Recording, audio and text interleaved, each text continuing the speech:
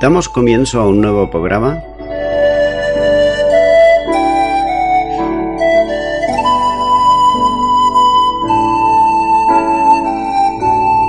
Servidores de Dios. Quien te habla es Manuel Cornejo.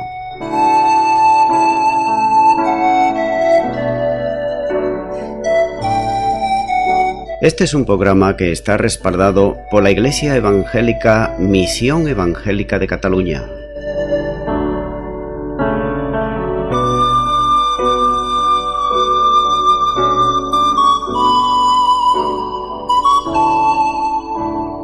Estamos situados en la ciudad de Sabadell, en la avenida Matadepera número 239.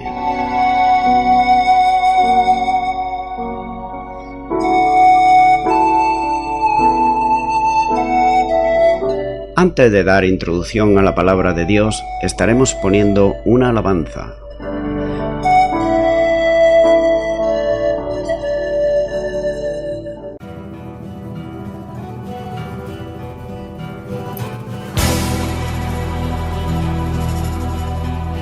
Él es Jehová, Dios de la creación. Él es Jehová, Dios poderoso. Él es Dios fuerte, la roca eterna. Él es Jehová, tu Dios, tu sanador. Él es el gran yo soy, el Dios de Abraham. Jehová Shalom, el Dios de paz yo soy, el Dios de Israel, su Rey eterno. Él es Jehová, tu Dios, tu sanador. Canta aleluya, canta aleluya, canta aleluya, canta aleluya. Él es Jehová, Dios poderoso. Él es Jehová, tu Dios, tu sanador.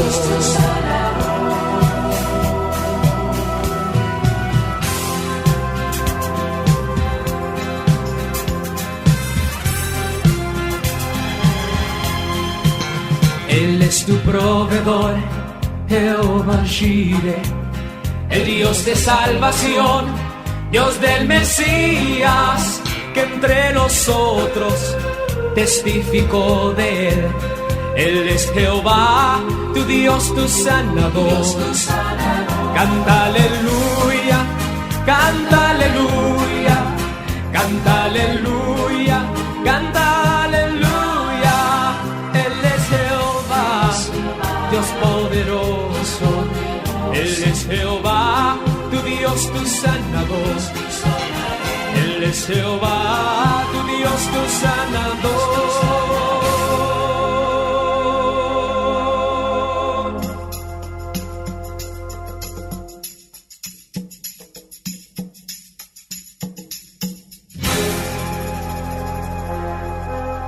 Ajá.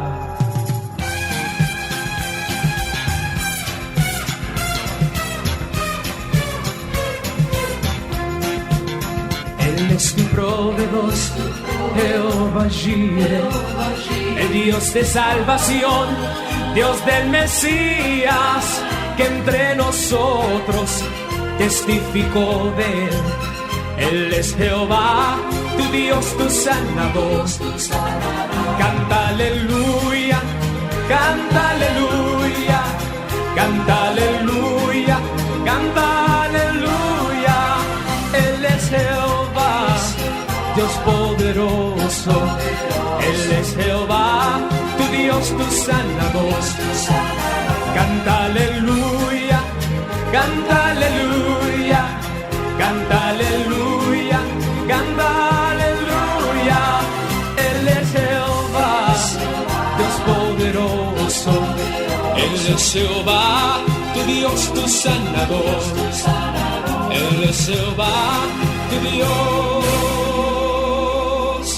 tu sanador.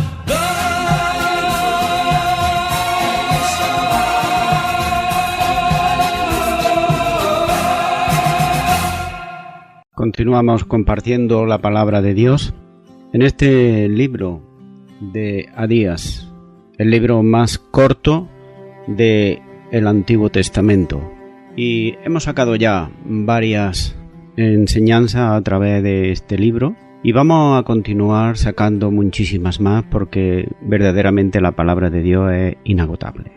Si el anterior programa estuve compartiendo el orgullo que ellos sentían, los edomitas, el orgullo que sentían por sus aliados, por sus amigos, por sus políticos, por sus consejeros, por los sabios, por los estrategas militares y también por su poder militar, pues notamos que todo esto le falló.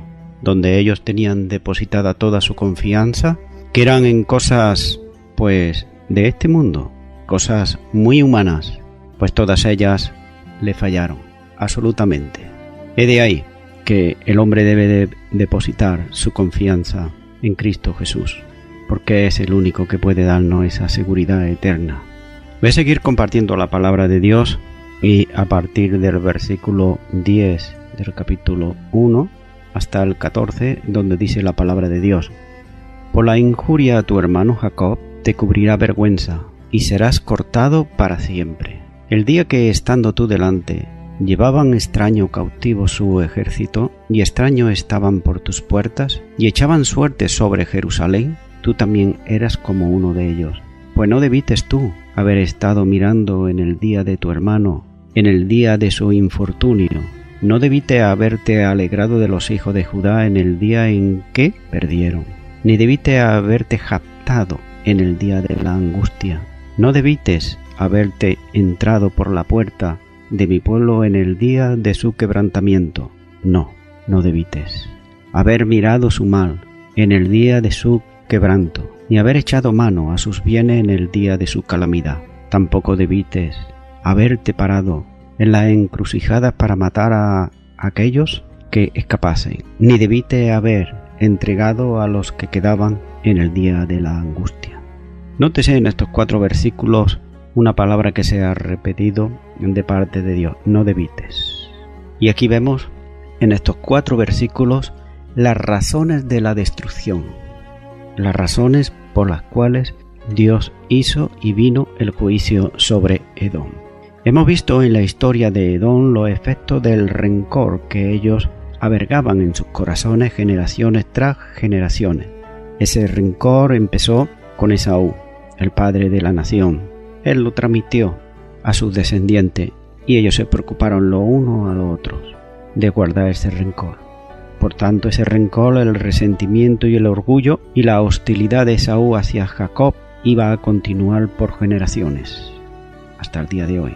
Sin embargo, Dios dio a entender a Israel a salir de Egipto que debían considerar a Edom. Nótese que no dicen que pasaran de largo, no dicen que lo destruyeran ni nada por el estilo, sino que lo debían de considerar como un hermano y no tratar de tomar tierra que Dios había dado a Esaú. En Deuteronomio 2:4, Dios le está diciendo a través de Moisés a su pueblo, le dice lo siguiente, y le dice Dios a Moisés: y manda al pueblo diciendo: pasando vosotros por el territorio de vuestros hermanos, los hijos de Esaú, que habitan en Seir, ellos tendrán miedo de vosotros, mas vosotros guardaos mucho, no os metáis con ellos, porque no os daré de su tierra ni aun lo que cubre la planta de un pie, porque yo he dado por heredad a Esaú el monte de Seir. Nótese que si ellos los edomitas hubieran sido como una familia, pues no hubiese pasado lo que pasó más tarde, cuando Moisés dio a Israel este mensaje, Deuteronomios 23:7. No aborrecerás al edomita, porque es tu hermano. No aborrecerás al egipcio, porque forastero fuiste en su tierra. Así que no debían de aborrecer a uno, ni tampoco debían de aborrecer a los egipcios, porque fuiste forastero en su tierra. Esto es toda una enseñanza en cuanto a esta última parte, porque forastero fuiste en su tierra. Edom, sin embargo, no reconoció los lazos de hermandad, sino que trató de impedir el paso a los israelitas. Cuando iban por el desierto, ellos necesitaban pasar por allí, como nos dice el libro de Números, capítulo 20, versículo del 14 al 21. Ellos le impidieron el paso. Estaban dispuestos a guerrear, no a tratarlos como hermanos, sino a guerrear. Israel obedeció a Dios y rehusó la pelea, aunque podía destruirlo, pero rehusó la pelea yendo por otro camino. ¿Eran cobardes los de Israel? No, simplemente obedecieron lo que Dios les dijo. Ahora, los otros vemos ahí su testarudez y su rencor que guardaban en sus corazones todavía. No querían, o sea, que pasaran por allí. Simplemente era pasar, pues ni eso aún todavía quería. Finalmente, cuando los caldeos conquistaron Jerusalén, como hemos leído en estos versículos del 10 al 14 de Adía, los edomitas se regocijaron, se alegraron, hicieron fiesta. El Salmo 137 y versículo 7 dice: Oh Jehová, recuerda contra los hijos de Edom el día de Jerusalén, cuando decían: arrasadía hasta los cimientos. Ellos tomaron parte en el saqueo de la ciudad y se pasaron en los cruces de los caminos, se pusieron allí como vigías. ¿Pero para qué? Para impedir paso de los judíos que escapaban de la ciudad del desastre, de la masacre que se estaba haciendo allí. ¿Y qué era lo que hacían los edomitas? Luego lo entregaban a los judíos capturados a los caldeos, es decir, traficaron con los judíos, vendiéndolos como esclavos. El libro de Amós, capítulo 1 y versículo 9 nos dice así la palabra de Dios: Así ha dicho Jehová, por 3 pecados de Tiro, y por el 4º no revocaré su castigo, porque entregaron a todo un pueblo cautivo a Edom, y no se acordaron del pacto de hermanos. Nótese ahí el rencor que ellos tenían. Mientras que Israel estaba extendiendo siempre su mano, pues ellos la rechazaban una y otra vez. Está claro que Dios juzga a las naciones según trata a los demás. Lo va a hacer, lo ha hecho en el pasado y lo va a hacer en el presente y lo hará en el futuro. Todos aquellos políticos y gobernantes que están dictando leyes en contra de la voluntad de Dios, Dios los juzgará en un día. Dios no tiene prisa, tiene toda la eternidad para juzgarlo. Aunque ellos ahora dicten leyes, ellos hagan ahora 1001 cosas y ven, uy, no pasa nada, he dictado esta ley, y ellos achacan o dicen, es un deseo apremiante de la sociedad que lo está pidiendo, aunque sean cosas aberrantes para Dios. Por tanto, vemos que Dios juzga a las naciones según el trato que da a los demás, y especialmente también a su pueblo escogido. Y cuando digo a su pueblo escogido, no simplemente estoy diciendo al pueblo físico, que es Israel, sino también a su pueblo espiritual, que es el cristiano. Aquellos que hemos nacido de nuevo, porque cristiano hoy en día se llama todo el mundo. Ahora, cuando se trata de hacer la voluntad de Dios, ahí ya es la otra cosa. Hay unos que se llaman cristianos y están adorando ídolos y siguiendo a un hombre, y se dicen ser la única iglesia verdadera. Por ejemplo, hay otros que dicen ser cristianos y sin embargo no confiesan a Jesucristo como que es Dios, sino todo lo contrario. Es decir, que la etiqueta de cristiano es muy cómoda ponérsela, pero en realidad Dios conoce a aquellos que son suyos. Por tanto, Dios espera aquí que ayudemos a las personas que sufren y tienen problemas de necesidad, a esas personas que están pasando calamidades, a esas personas que están pasando necesidades. Dios espera que hagamos eso. Y vemos como los edomitas no hicieron nada de eso, sino que entraron a Jerusalén, saquearon, mataron, hicieron todo lo que pudieron, y no contento con eso se pusieron en los caminos, por si se escapaba a alguno, capturarlo y venderlo como esclavo, hacer comercio con ellos, aunque eran hermanos. Vamos a estar ahora leyendo los versículos del 15 al 17. Hemos visto ahí las razones de la destrucción. Queda bien patente que los edomitas aborrecían a la descendencia de Israel, a la descendencia de Jacob, aunque ellos le extendían siempre su mano. Y ahora en estos versículos vamos a ver algo muy notorio, porque dice así la palabra de Dios: porque cercano está el día de Jehová sobre todas las naciones. Como tú hiciste, se hará contigo. Tu recompensa volverá sobre tu cabeza. De la manera que vosotros bebisteis en mi santo monte, beberán continuamente todas las naciones, beberán y engullirán y serán como si no hubiera sido. Mas en el monte de Sión habrá un remanente que se salve y será santo, y la casa de Jacob recuperará sus posiciones.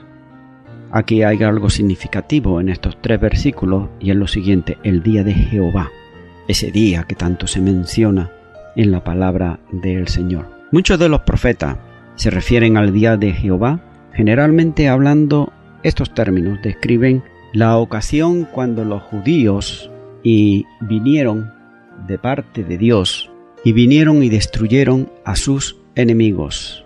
Ahora vienen los profetas, usan también este término para referirse a los juicios de Dios sobre una o varias naciones localmente hablando. No es simplemente todas las naciones, sino que puede ser también una nación concreta, como en este caso era Edom. También inspirado por el Espíritu Santo describe acontecimientos para los últimos días, porque recuerda lo que dije al principio de la introducción de este libro de Abdía, que todo lo que estamos viendo a nuestro alrededor, todo cuanto está aconteciendo, la maldad que hay, la inmoralidad, el pecado como abunda, esto ya existía también en esos tiempos, pero ahora ya va incrementándose cada día más y más, porque se cumplirá ese día en el cual el día de Jehová, el día del Señor, está cada vez más cercano. Antes lo estaba para una nación, pero ahora lo está para todas las naciones. Por tanto, vemos que en la profecía de Adía, la eminente destrucción de los edomitas prefiguró el tiempo de la ira que vendrá sobre todas las naciones, un periodo universal que también es llamado, como he dicho, el día de Jehová. Daniel lo llama de la siguiente manera, en Daniel 12:1, y será tiempo de angustia, cual nunca fue, desde que hubo gente hasta entonces. Aquí se está refiriendo Daniel, y aquellos que somos cristianos lo entendemos muy bien, a ese tiempo de la gran tribulación, en el cual habrá en el hombre que esté aquí en la tierra una gran tribulación cual nunca ha habido en la tierra ni volverá a haber. En Sofonías 1:15 dice: día de ira aquel día, día de angustia y de aprieto, día de alboroto y de asolamiento, día de tiniebla y de oscuridad, día de nublado y de enteneblecimiento. En el Nuevo Testamento se describe el día del Señor como el tiempo en que Dios va a derramar su ira sobre todo a aquellos que han rechazado el Evangelio. Es decir, alguien puede decir, bueno, ¿y por qué tengo yo que ser juzgado si rechazo el Evangelio? Porque el Evangelio es salvación de Dios, son buenas noticias para la humanidad. Y es que Dios ha dado a su Hijo unigénito en sacrificio vivo para todo aquel que desea aceptarlo. Tú puedes aceptarlo o puedes rechazarlo. Tú puedes tener a Dios, pues eso, toda la eternidad, y tenerlo como un amigo si hace su voluntad que está en su palabra. Pero si no lo hace, lo va a tener como un juez. ¿Para qué crees entonces que Jesucristo nació y vino a la tierra?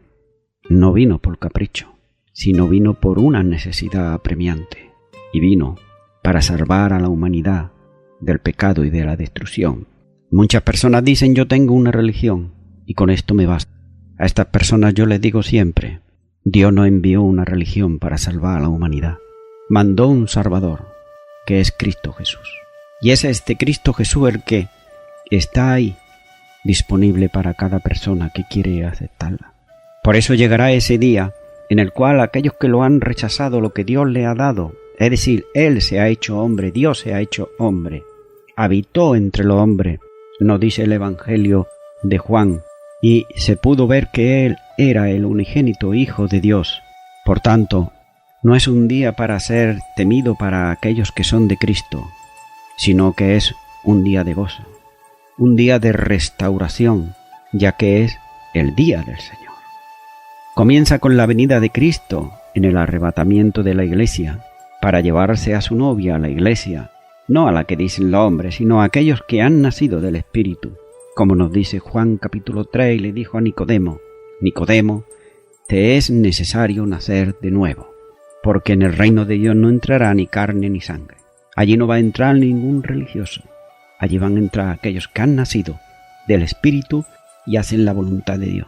Por tanto, podemos alentarnos mutuamente con las palabras que nos dicen Primera de Tesalonicenses 4, 13, 18, que el mundo no tiene ninguna esperanza viva, pero nosotros tenemos una esperanza viva y nos alentamos lo uno al otro, porque el mismo Señor descenderá del cielo, con voz de mando, con trompeta de Dios, y los muertos en Cristo resucitarán primero. y luego nosotros, los que hayamos quedado, seremos arrebatados juntamente y estaremos con el Señor en las nubes. Después que la iglesia haya sido arrebatada, comenzará en la tierra lo que se llama y se denomina, como dice Daniel 12:1, la gran tribulación. Comenzará el reino de 7 años del Anticristo, un dictador mundial que va a arreglar todas las cosas de un plumazo, como se suele decir. Y las plagas descritas en Apocalipsis van a comenzar, aunque el punto culminante es el regreso de Cristo para destruir las fuerzas del mal y establecer su reino sobre la tierra. Entonces, Apocalipsis 6:15 dice: y los reyes de la tierra y los grandes, los ricos, los capitanes, los poderosos, y todo siervo y todo libre, se escondieron en las cuevas y entre las peñas de los montes. Y decían a los montes y a las peñas: caed sobre nosotros, y escondámonos del rostro de aquel que está sentado sobre el trono, y de la ira del Cordero, porque el gran día de su ira ha llegado, ¿y quién podrá sostenerse en pie? Nótese aquí que llegará ese día en el cual nos dice la palabra de Dios que los hombres se esconderán debajo de las peñas, esconderán su rostro de aquel que está sentado sobre el trono. En vez de ir y refugiarse en él, se esconderán de él. Esta es la vanidad del hombre, esta es la mentira de Satanás, esconderse de Cristo Jesús, que es el Salvador. Abdías dice, sobre el juicio venidero, nos recuerda de la santidad y la justicia de Dios. Él debe castigar el pecado y, eventualmente, destruirlo. Dios tarda con las naciones y a las personas. Según la conducta de cada uno de ellos, Dios va a tratar. Lo puede hacer con gobernantes, con reyes, con príncipes, y lo puede hacer con la persona más pobre que pueda haber. Versículo 15 dice, como tú hiciste, se hará contigo. Le está diciendo Dios a los edomitas. Tu recompensa volverá sobre tu cabeza. Es decir, lo que tú sembrates es lo que vas a recoger. Esa es una ley que no falla. Hay una falta de enseñanza que enseña sobre los pecados generacionales. Esa falsa enseñanza enseña que vamos a estar pagando nosotros por los pecados que hayan cometido nuestros padres, quizás nuestros tíos, quizás nuestros parientes más cercanos, vamos a pagar nosotros de ellos. Así que nosotros debemos de arrepentirnos por ello, es lo que llaman los pecados generacionales. Pero fíjate bien lo que dice la palabra de Dios. En Éxodo 25 dice, están aquí los 10 mandamientos, y está diciendo, no te inclinarás a ella ni la honrarás, porque yo soy Jehová, tu Dios fuerte, celoso, que visito la maldad de los padres sobre los hijos hasta la 3ª y la 4ª generación de los que le aborrecen. Note lo que dice la palabra. Dice que la última parte de este versículo, de los que me aborrecen. De los que me aborrecen. Por tanto, ningún pariente o hijo debe de pagar por el pecado de otro. Y nótese más claro también aquí, en el libro de Ezequiel, que ya lo echa por tierra toda esta falsa enseñanza. Apúntatelo, si quieres. Si has caído, si te han vendido esta falsa enseñanza, apúntate estos versículos. Ezequiel 18 al 20. Dice, su padre, por cuanto hizo agravio, despojo violentamente al hermano, e hizo en medio de su pueblo lo que no es bueno, he aquí que él morirá por su maldad. Y si dijereis, ¿por qué el hijo no llevará el pecado de su padre?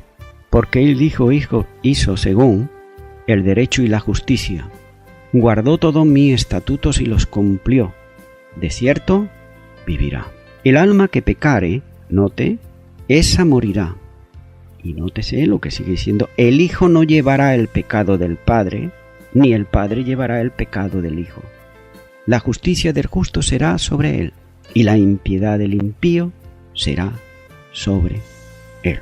He querido hacer esta reflexión aquí sobre esta falsa enseñanza que hay de que por nuestros antepasados pues llevamos una serie ahí de condenas, de pecados generacionales que le llaman, que no debemos nosotros de pagarlos, sino que los pagarán aquellos que lo hicieron.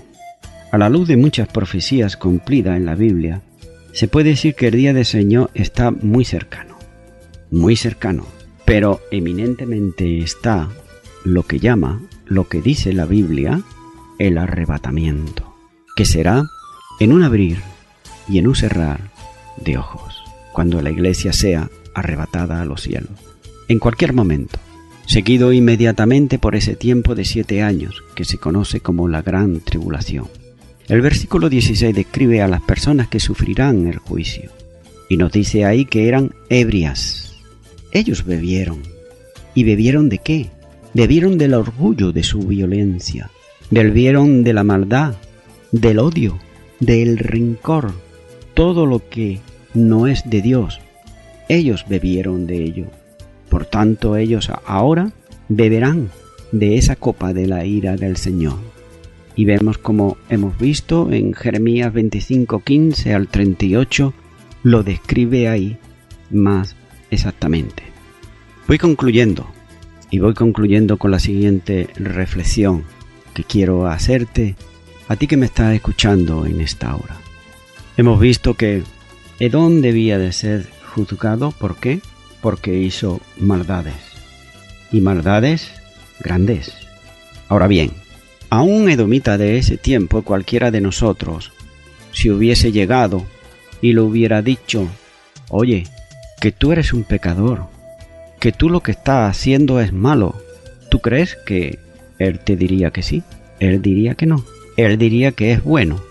Incluso te pondría a lo mejor a otras naciones y diría: no, aquella nación es peor todavía. Aquellos han hecho, bueno, yo he hecho esto, pero aquellos han hecho aquello y lo otro. Son peores. ¿No es acaso eso lo que suele hacer el hombre en el día de hoy? Cuando le hablamos de que el hombre miente, dice: sí, pero yo no he matado, porque fulano y aquel, el otro es peor. El otro hizo aquello, hizo el otro. Bueno, yo hice aquello, pero ya pasó, ya nada, ya no he vuelto, o he vuelto, pero ya no, ya está. Ellos se están comparando con las demás naciones, con las demás personas.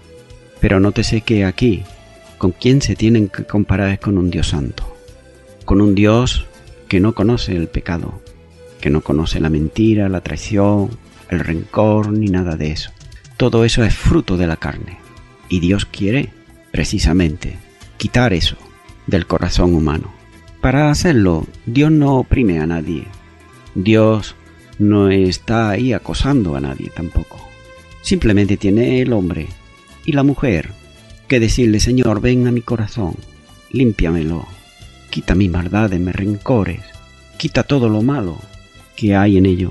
Vemos como los edomitas, ellos se merecían ese castigo, pero también vemos que Dios le mandó al profeta Abdías para que se arrepintieran, pero ellos no lo hicieron. Y más adelante vemos que ellos desaparecieron para siempre. Así sucederá a aquellos que rechazan lo que Dios ofrece. Pero Dios es un Dios de gracia, es un Dios de amor, es verdad, pero también Dios es justo. Y Dios no hace acepción de personas. Por tanto, amigo y amiga, que tú me estás escuchando ahora ahí, si tú quieres en este momento decirle al Señor que venga a tu corazón, tú puedes hacerlo libremente. Simplemente con pedirle a Jesucristo que venga a tu corazón, que te limpie con su preciosa sangre, Él lo hará, porque para eso vino. Así que te animo ahí que hagas una oración conmigo, ahí a donde tú estás, y repitas conmigo y digas: Señor Jesús, te pido perdón por todos mis pecados. Señor, hasta ahora me he comparado con las personas, pero a compararme con lo que tú dices en tu palabra, reconozco que soy un pecador, una pecadora. Por eso me arrepiento de todos mis pecados. Te abro mi corazón y te ruego que me limpies del orgullo, de las presunciones, de la vanidad, de los malos deseos, de todo aquello que me causa mal, de todo aquello que a ti no te agrada. Límpiame, quítalo, lávame con tu sangre. Yo prometo serte fiel y te doy gracias. Te serviré todos los días de mi vida. Gracias en el nombre de Jesús. Amén. Si has hecho esta oración y la has hecho de corazón, Dios te ha perdonado, Él te ha limpiado y a partir de hoy comienza a ser una nueva criatura.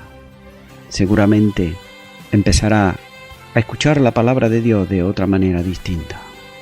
Empezará a interesarte por la palabra de Dios, por lo que Cristo hizo por ti, que lo puedes hallar en los evangelios. Ahí te vas a dar cuenta de cuán grande amor Dios ha derramado sobre tu corazón al aceptar a Cristo en tu vida.